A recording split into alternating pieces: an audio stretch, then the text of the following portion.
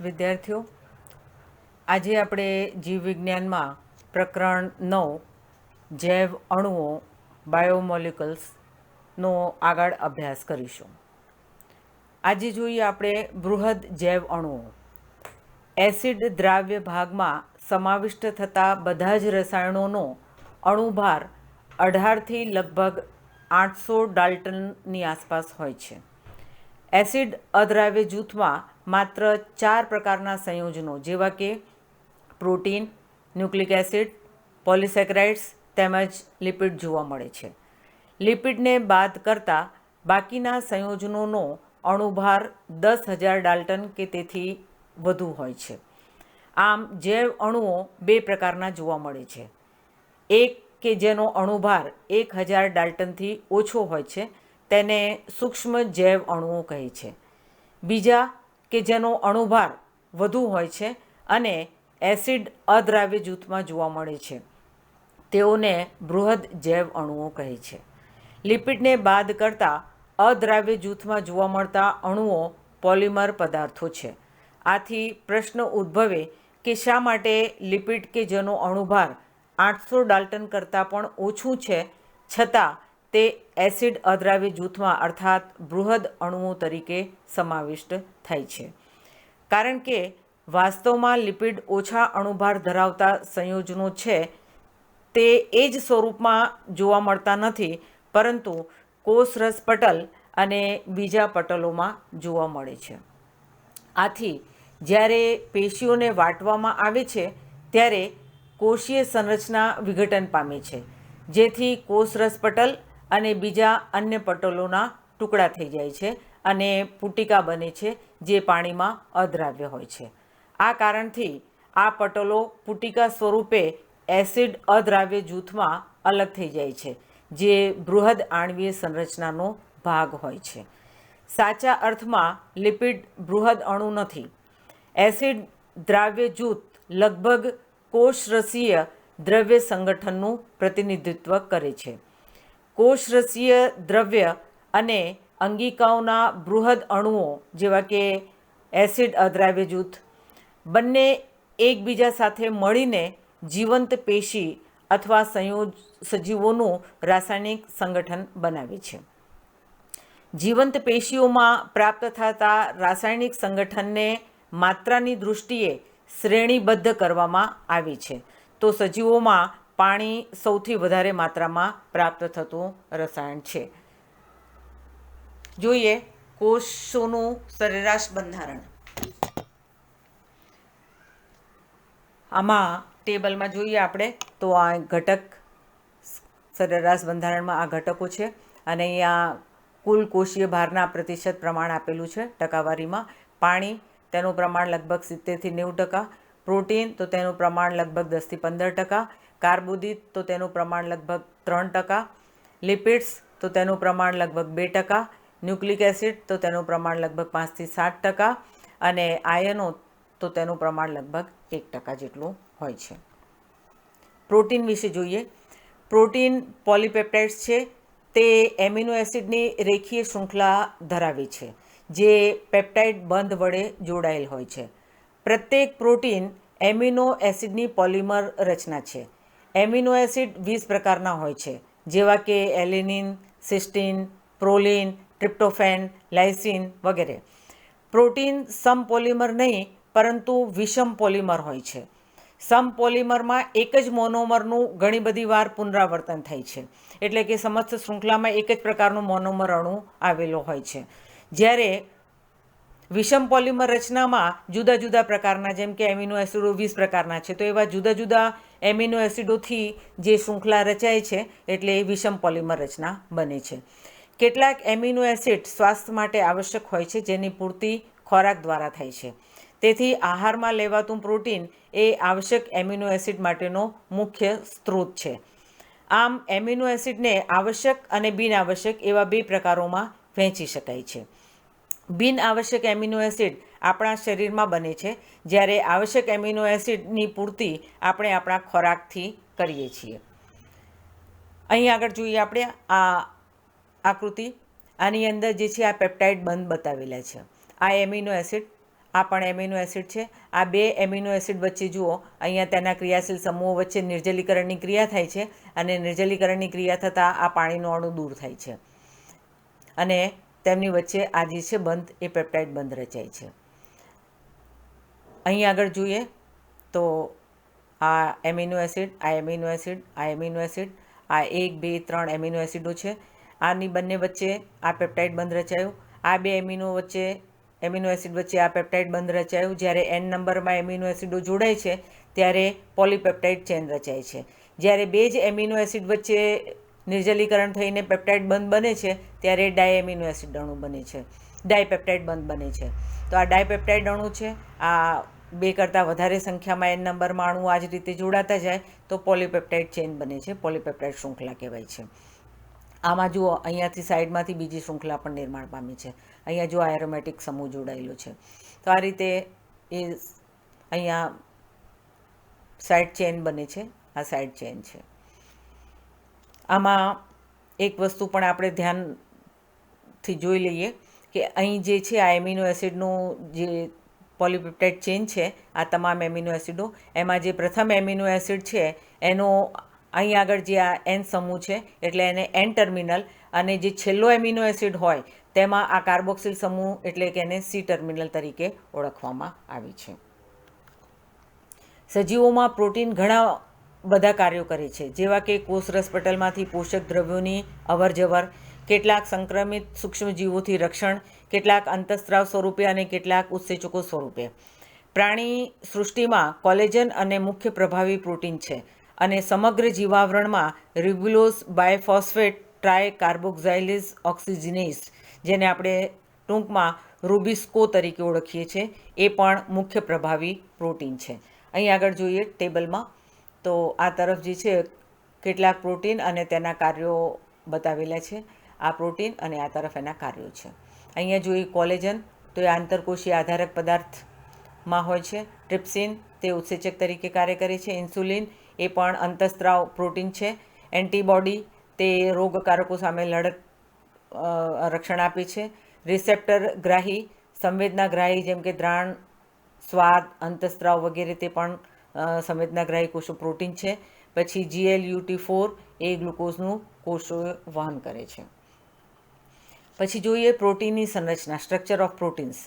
Protein વિષમ polymer હોય છે જે એમિનો એસિડની શૃંખલાઓથી બનેલ છે, જેમાં ભિન્ન ભિન્ન પ્રકારના એમિનો એસિડો આવેલા હોય છે.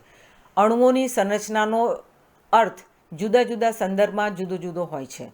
અકાર્બનિક રસાયણશાસ્ત્રમાં સંરચનાનો સંબંધ આણ્વિક સૂત્ર સાથે હોય છે, જેમ કે NaCl, MgCl2 વગેરે. કાર્બનિક રસાયણો હંમેશા અણુઓની દ્વિપરિમાણિક સંરચના રજૂ કરે છે, જેમ કે બેન્ઝીન, નેપ્થેલિન વગેરે. ભૌતિક વૈજ્ઞાનિક આણ્વિક સંરચનાને ત્રિપરિમાણિક દૃશ્ય, જ્યારે જીવવૈજ્ઞાનિક પ્રોટીનની સંરચનાને 4 સ્તરીય વ્યક્ત કરે છે. એમિનો એસિડનો ક્રમ અર્થાત પ્રોટીનમાં પ્રથમ એમિનો એસિડ, દ્વિતીય એમિનો એસિડ વગેરે પ્રાથમિક પ્રોટીનની રચના કરે છે. જો પ્રોટીન એક રેખા સ્વરૂપે હોય તો તેના ડાબા છેડા પ્રથમ એમિનો એસિડ જે NH2 સમૂહ હોય છે તેને એન ટર્મિનલ અને જમણા છેડા પર અંતિમ એમિનો એસિડ જોવા મળે છે જે સી ટર્મિનલ તરીકે ઓળખાય છે. ત્યાર પછી જોઈએ પ્રોટીન તંતુ ફેલાયેલ દૃઢ દંડ જેવી રચના નથી હોતી, પરંતુ તેનો તંતુ કુંતલની જેમ વળેલો હોય છે, ફરતીની સરણી જેવા. વાસ્તવમાં પ્રોટીન તંતુ કેટલાકમાં કુંતલ સ્વરૂપમાં ગોઠવાયેલા હોય છે. પ્રોટીનમાં માત્ર જમણું ભ્રમણ કુંતલ જોવા મળે છે. અન્ય જગ્યાઓ પર પ્રોટીનનો તંતુ અન્ય સ્વરૂપમાં વીંટળાયેલ હોય છે, તેને દ્વિતીયક સંરચના કહે છે. તે ઉપરાંત પ્રોટીનની લાંબી શૃંખલા તેના ઉપર જ ઊનના પોલા દડાની માફક વીંટળાયેલ હોય છે, તો તે દ્વિતીયક સંરચના તરીકે ઓળખાય છે, જે પ્રોટીનમાં ત્રિપરિમાણ સ્વરૂપને પ્રદર્શિત કરે છે. તૃતીય સંરચના પ્રોટીનની જૈવિક પ્રક્રિયાઓ માટે ચોક્કસ સ્વરૂપે આવશ્યક હોય છે. કેટલાક પ્રોટીન એક કે તેથી વધુ પોલીપેપ્ટાઇડ્સ કે તેમના પેટા એકમોનો સમૂહ હોય છે. પ્રત્યેક પોલીપેપ્ટાઇડ્સ કે પેટા એકમો એકબીજાની સાપેક્ષ ગોઠવાયેલા હોય છે. ગોળાની બનેલી સીધી રેખાના ગોળાઓ એકબીજા પર ગોઠવાઈ સમઘન કે પટ્ટિકા જેવી રચના બનાવી છે. તે પ્રોટીનના સ્થાપત્યને પ્રદર્શિત કરે છે, જેને પ્રોટીનની ચતુર્થ સંરચના કહે છે. પુખ્ત મનુષ્યમાં હિમોગ્લોબિન 4 પેટા એકમો એટલે કે 4 ખંડોનો બનેલ હોય છે. તેમાંથી 2 એકબીજાને સમાંતર હોય છે. એથી 2 પેટા એકમ આલ્ફા અને 2 પેટા એકમ બીટા પ્રકારના હોય છે, જે એકબીજા સાથે જોડાઈને મનુષ્યનું હિમોગ્લોબિન HB બનાવે છે. જોઈએ અહીંયા આકૃતિમાં, તો આ જે આકૃતિ છે પહેલી, જો આ તમામ એમિનો એસિડો છે. આ જે મણકા જેવા દેખાય છે એ તમામ અલગ અલગ જુદા જુદા એમિનો એસિડો છે. આ તમામ એમિનો એસિડો જુઓ, આ શૃંખલાઓ અલગ અલગ કલરમાં દર્શાવેલી છે. આ અલગ અલગ પોલીપેપ્ટાઇડ ચેઇન છે. આ એન ટર્મિનલ અને આ સી ટર્મિનલ, સી ટર્મિનલ અને આ એન ટર્મિનલ. આ તમામ મણકા જે દેખાય છે એ તમામ એમિનો એસિડો છે. અને એ એમિનો એસિડો વચ્ચે જે લીટી દેખાય છે તમામ મણકાઓ વચ્ચે, એ પેપ્ટાઇડ બંધ છે. તો આમ આ પેપ્ટાઇડ બંધથી તમામ મણકાઓ એટલે કે એમિનો એસિડો જોડાયેલા છે અને આ પ્રાથમિક પોલીપેપ્ટાઇડ ચેન એટલે કે પ્રાથમિક પ્રોટીનની રચના થાય છે. અહીં આગળ જોઈએ તો આ બી પ્લેટેડ શીટ છે. આ બી પ્લેટેડ શીટ. અહીંયા આ કુંતલ આકારની રચના છે. જો આ કુંતલ આકારની રચના. આ બંને પ્લેટેડ શીટ અને આ કુંતલ, આ બંને રચનાઓ જે છે જો આની અંદર જોડાય છે એટલે આ તૃતીયક સંરચના બને છે. આ તૃતીયક સંરચના છે. જો આમાં આ પ્લેટેડ શીટ છે અને આ જે છે તે કુંતલ છે. તો આ કુંતલ અને આ પ્લેટેડ શીટ મળીને આ તૃતીયક પ્રોટીન સંરચના બને છે, જે ત્રિપરિમાણ દૃષ્ટિ બનાવે છે, ત્રિપરિમાણ સ્વરૂપ રજૂ કરે છે. અને આ જે છે એ ચતુર્થ પ્રોટીન છે. આની અંદર જુઓ તો આ તમામ પ્રકારના પોલીપેપ્ટાઇડ ચેન એકબીજા સાથે ઊનના પોલા દડાની માફક એકબીજા સાથે વીંટળાયેલા છે અને આ ચતુર્થ પ્રોટીન સંરચનાનું નિર્માણ કરે છે. ત્યાર પછી જોઈએ, અહીં આગળ આપણે એ જ ટર્મિનલ પોલીપેપ્ટાઇડ ચેનની ફરીથી આકૃતિ. આ તમામ જે છે જુઓ, અહીંયા વધુ સ્પષ્ટ આપણે જોઈ શકીએ છીએ. આ તમામ અલગ અલગ એમિનો એસિડો છે અને એમિનો એસિડ વચ્ચે જે આ બંને એમિનો એસિડોને જોડતી જે લાઈન દેખાય છે તે પેપ્ટાઇડ બંધ છે. તો તમામ પેપ્ટાઇડ બંધ એન નંબરમાં આ એમિનો એસિડોને જોડીને આ પોલીપેપ્ટાઇડ શૃંખલાનું નિર્માણ થાય છે. તો આ બધા તમામ એમિનો એસિડો છે, મણકાઓ જે દેખાય છે. આ એન ટર્મિનલ છે અને આ અંતિમ છેડો એ સી ટર્મિનલ છે. આ એક એમિનો એસિડ છે અને એવા અસંખ્ય એમિનો એસિડો, આ બધા અલગ અલગ એમિનો એસિડો છે. અહીંયા અલગ અલગ એમિનો એસિડો બતાવેલા છે. ત્યાર પછી જોઈએ આપણે પોલિસેકેરાઇડ્સ. એસિડ અદ્રાવ્ય જૂથમાં બૃહદ અણુઓની જેમ પોલિસેકેરાઇડ્સ એટલે કે કાર્બોદિત પણ અન્ય જૂથ સ્વરૂપે જોવા મળે છે. આ પોલિસેકેરાઇડ્સ શર્કરાની લાંબી શૃંખલા હોય છે. તેઓ પાયાના ઘટક તરીકે આવેલ વિવિધ મોનોસેકેરાઇડ્સ ધરાવતી રેસામય રચના છે. ઉદાહરણ તરીકે સેલ્યુલોઝ. સેલ્યુલોઝ એક બહુલક પોલિસેકેરાઇડ્સ છે જે એક જ પ્રકારના મોનોસેકેરાઇડ્સ જેવા કે ગ્લુકોઝમાંથી બને છે. એ સમપોલિમર છે કારણ કે એક જ પ્રકારના ગ્લુકોઝના અણુઓ તેમાં જોડાયેલા હોય છે. એક રૂપાંતરિત સ્વરૂપ સ્ટાર્ચ, એને મંડકણ પણ કહીએ છીએ, સેલ્યુલોઝથી જુદું હોય છે. તે બંધારણીય રીતે એકબીજાથી જુદો પડે છે. વનસ્પતિ પેશીઓમાં ઉર્જા ભંડાર સ્વરૂપે તે સંગ્રહ પામે છે. પ્રાણીઓમાં એક અન્ય રૂપાંતરિત સ્વરૂપ પણ જોવા મળે છે જેને ગ્લાયકોજન કહે છે. પોલિસેકેરાઇડ્સ શૃંખલા જેમ કે ગ્લાયકોજનના જમણા છેડાને રિડ્યુસિંગ, જ્યારે ડાબા છેડાને નોન રિડ્યુસિંગ કહે છે. તે શાખાયુક્ત હોય છે અને કાર્ટૂન જેવી રચના દેખાય છે. ઇન્સ્યુલિન ફ્રુક્ટોઝનો પોલિમર છે. સ્ટાર્ચ એ કુંતલાકાર દ્વિતીયક સંરચના બનાવી છે. વાસ્તવમાં સ્ટાર્ચ આયોડિન અણુને કુંતલીય ભાગથી જોડાયેલ રાખી શકે છે. સ્ટાર્ચ આયોડિન સાથે જોડાવાથી ભૂરો રંગ આપે છે. સેલ્યુલોઝમાં ઉપરોક્ત જટિલ કુંતલો જોવા મળતા નથી, જેથી તે આયોડિન સાથે જોડાઈ શકતો નથી. જુઓ અહીં આકૃતિમાં પહેલાં આપણે આ જોઈએ આકૃતિ. તો આમાં જુઓ આ પોલીપેપ્ટાઇડ શૃંખલા છે. આ તમામ મોનોસેક્રાઇડ અણુઓ છે. આ હેક્ઝોઝ મોનોસેક્રાઇડ અણુઓ જો ગ્લાયકોસિડિક બંધથી જોડાયેલા છે અને એક સીધી ચેન બને છે. તો આ સેલ્યુલોઝના તંતુઓ. પછી અહીં જોઈએ આપણે તો આ ગ્લાયકોજન છે. ગ્લાયકોજનમાં જુઓ આ તમામ જે રચનાઓ છે એ અલગ અલગ હેક્ઝોઝ મોનોસેક્રાઇડ અણુઓ છે. જુઓ આ શાખા પ્રબંધિત શૃંખલા બનાવે છે. જો આ પછી આમાંથી આ શાખા, પછી આમાંથી આ શાખા, એટલે આખી આ શાખાયુક્ત સંરચના બનાવે છે. આ સંરચના શાખા પ્રબંધિત એમાઇલોપેક્ટિન પ્રકારનું બંધારણ ગ્લાયકોજનમાં જોવા મળે છે. જ્યારે અહીં આગળ આ સ્ટાર્ચ છે. સ્ટાર્ચમાં જુઓ એમાં આ શૃંખલા બંને પ્રકારની એમાઇલોઝ અને એમાઇલોપેક્ટિન. જુઓ આ એમાઇલોઝ શૃંખલા છે, એમાઇલોઝ પ્રકારની શૃંખલા. આ એમાઇલેસ શૃંખલા છે અને એમાઇલેસ શૃંખલા સાથે અહીંયા જો કેટલીક શાખાઓ પણ દેખાય છે. તો આ શાખાઓ જોવા મળે છે જે એમાઇલોપેક્ટિન, એટલે એમાં એમાઇલોઝ અને એમાઇલોપેક્ટિન બંને પ્રકારનું બંધારણ જોવા મળે છે સ્ટાર્ચની અંદર. તો આ છે સ્ટાર્ચનું બંધારણ, આ છે ગ્લાયકોજન અને આ છે સેલ્યુલોઝ. ત્યાર પછી આપણે જોઈએ કે અહીંયા એ જ રીતે આ ગ્લાયકોજન છે, આ હેક્ઝોઝ મોનોસેક્રાઇડ અણુ છે. જુઓ આ એક હેક્ઝોઝ મોનોસેક્રાઇડ શર્કરા, આ બીજી મોનોસેક્રાઇડ શર્કરા. આ બંને વચ્ચે ક્રિયાશીલ સમૂહમાં ગ્લાયકોસિડિક બંધ નિર્જલીકરણની ક્રિયાથી પાણીનું અણુ દૂર થાય છે અને એમની વચ્ચે બંધ રચાય છે. જો આ ગ્લાયકોસિડિક બંધ રચાય છે. આ એક અણુ, આ બીજો અણુ. આમાં બે અણુઓ જોડાય તો ડાયસેક્રાઇડ શર્કરા બને છે. બે કરતાં વધારે સંખ્યામાં અણુઓ જોડાય તો પોલીપેપ્ટાઇડ ચેઇન બને છે. ત્યાર પછી જોઈએ પોલિમરમાં મોનોમરને જોડતા બંધોના પ્રકાર. કોઈ પણ પોલીપેપ્ટાઇડ કે પ્રોટીનમાં એમિનો એસિડ્સ પેપ્ટાઇડ બંધ વડે જોડાયેલ હોય છે, જે એક એમિનો એસિડના કાર્બોક્સિલ સમૂહ અને તેના પછીના બીજા એમિનો એસિડના એમિનો સમૂહ વચ્ચે પાણીના અણુને નીકળવાથી જોડાય છે. આ પ્રક્રિયાને નિર્જલીકરણ કહે છે. પોલિસેક્રાઇડ્સમાં મોનોસેક્રાઇડ્સ ગ્લાયકોસિડિક બંધ વડે જોડાયેલ હોય છે. આ બંધ પણ નિર્જલીકરણ ક્રિયા વડે રચાય છે. તેમજ પાસેના બે મોનોસેક્રાઇડ્સના કાર્બન પરમાણુઓ વચ્ચે રચાય છે.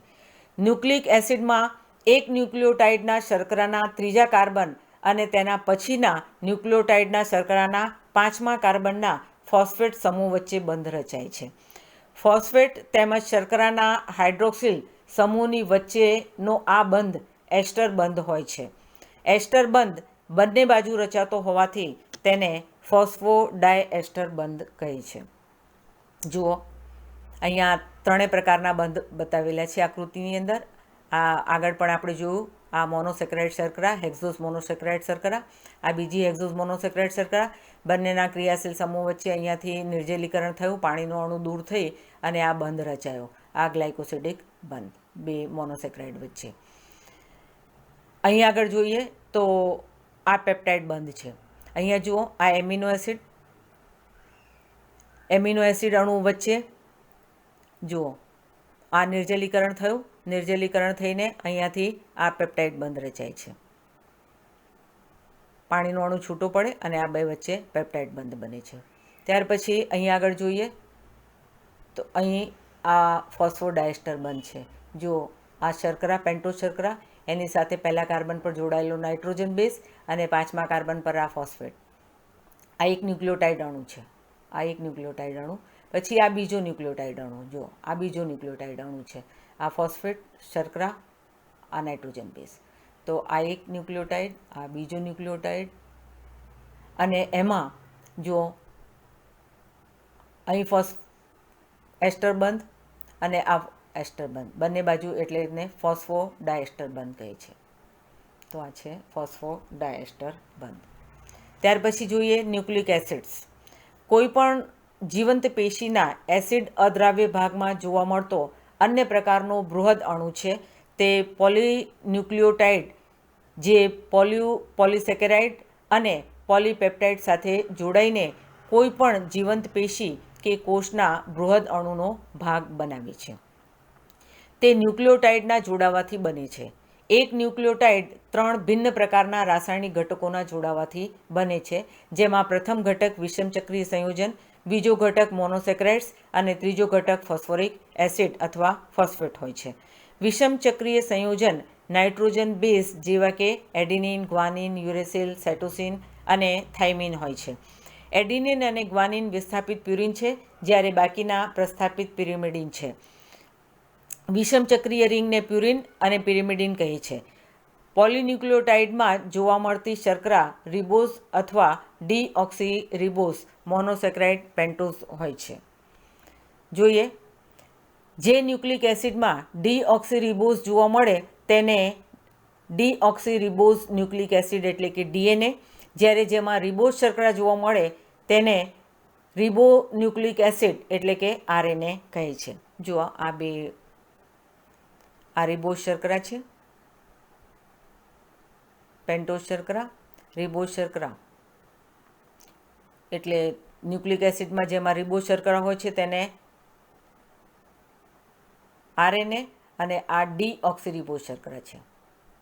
આ ડીઓક્સીરિબોઝ શર્કરા, બીજા કાર્બન પર એક ઓક્સિજન દૂર થાય છે એટલે ડીઓક્સીરિબોઝ શર્કરા. અને ડીઓક્સીરિબોઝ શર્કરા જે ન્યુક્લિયોટાઇડના બંધારણમાં હોય તેનાથી બનતી શૃંખલા એ ડીએનએ અણુ તરીકે ઓળખાય છે. હવે આ નાઇટ્રોજન બેઝ છે. જો પ્યુરિન પ્રકારના નાઇટ્રોજન બેઝ, આ પ્યુરિન 2, એમાં 2 રિંગ હોય છે.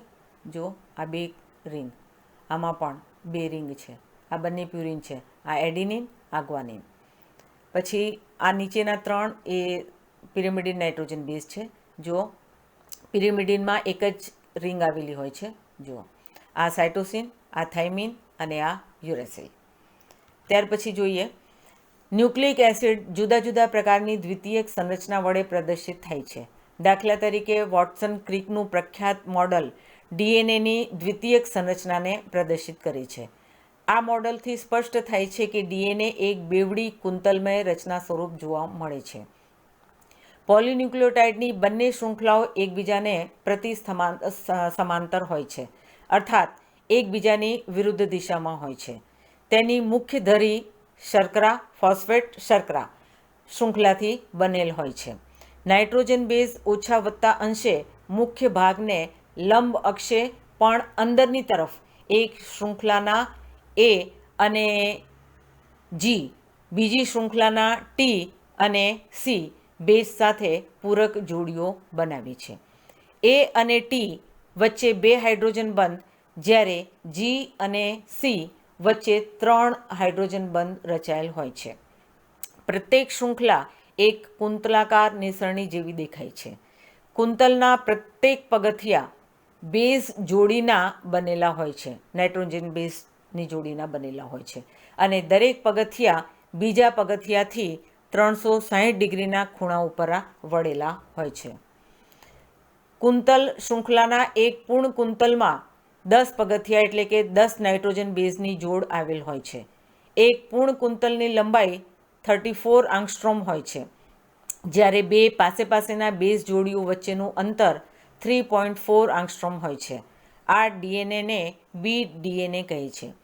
આમ તેઓના 1 ડઝન કરતાં પણ વધુ સ્વરૂપો હોય છે, જેનું નામકરણ સંરચનાત્મક વિશેષતાના આધારે અંગ્રેજી આલ્ફાબેટ અક્ષરોના આધારે કરવામાં આવી છે. જોઈએ આ આકૃતિમાં. જો અહીંયા આગળ આ જે આકૃતિ છે એમાં જુઓ, આ એક પોલિન્યુક્લિયોટાઇડ શૃંખલા છે, અહીં આ બીજી પોલિન્યુક્લિયોટાઇડ શૃંખલા. જુઓ આ બંને શૃંખલાઓ એકબીજાથી પરસ્પર વિરુદ્ધ. અહીં જુઓ આ શૃંખલા 5 થી 3ની દિશામાં, 5 to 3 સાઈડ, અને અહીંયા જોઈએ આ બીજી શૃંખલા જે એની સામે જોડાયેલી છે એનાથી વિરુદ્ધ 3 to 5, આ 3 થી 5ની. એમાં જુઓ આ શૃંખલામાં શર્કરા સાથે આ પ્રથમ નાઇટ્રોજન બેઝ ટી છે, તો એની સામેની શૃંખલા પરનો નાઇટ્રોજન બેઝ એ છે. ટી અને એ વચ્ચે આ 2 બંધ છે, હાઇડ્રોજન બંધ. એ જ રીતે આ શૃંખલા ઉપર જી છે તો સામેની શૃંખલા ઉપર સી છે. જી અને સી વચ્ચે 3 હાઇડ્રોજન બંધ. એ રીતે સી અને જી વચ્ચે પણ 3 હાઇડ્રોજન બંધ, અને એ અને ટી વચ્ચે પણ 2 હાઇડ્રોજન બંધ. જુઓ એ અને ટી વચ્ચે 2, જી અને સી વચ્ચે અથવા સી અને જી વચ્ચે 3, ટી અને અહીંયા એ અને ટી વચ્ચે 2 નિર્બળ હાઇડ્રોજન બંધ હોય છે. તો આ 2 પોલિન્યુક્લિયોટાઇડ શૃંખલા સામસામે જોડાયેલી બતાવે છે.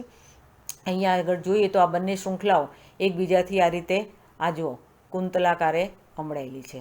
આ એક પોલીન્યુક્લિયોટાઇડ શૃંખલા અને આ બીજી પોલીન્યુક્લિયોટાઇડ શૃંખલા.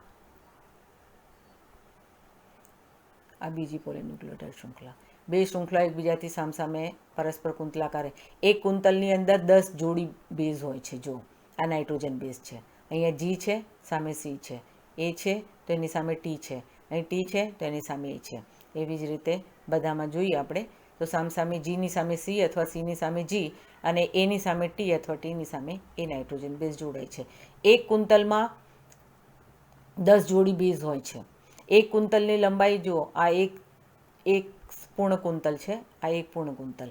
એક કુંતલની લંબાઈ કેટલી છે? 34 આંગસ્ટ્રોમ. 34 આંગસ્ટ્રોમ. અને બે ક્રમિક કુંતલ, આ જુઓ, એક આખા કુંતલની લંબાઈ 34 આંગસ્ટ્રોમ છે, હા 34 આંગસ્ટ્રોમ, અને એમાં 10 જોડી નાઇટ્રોજન બેઝ આવેલા છે. આ 10 જોડી નાઇટ્રોજન બેઝ એટલે બે ક્રમિક બેઝ વચ્ચેનું અંતર, આ બે ક્રમિક બેઝ વચ્ચેનું અંતર કેટલું થાય છે? 3.4 આંગસ્ટ્રોમ. આ બે વચ્ચેનું અંતર, દરેક બે વચ્ચેનું અંતર જે છે જોડી વચ્ચેનું 3.4 આંગસ્ટ્રોમ હોય છે.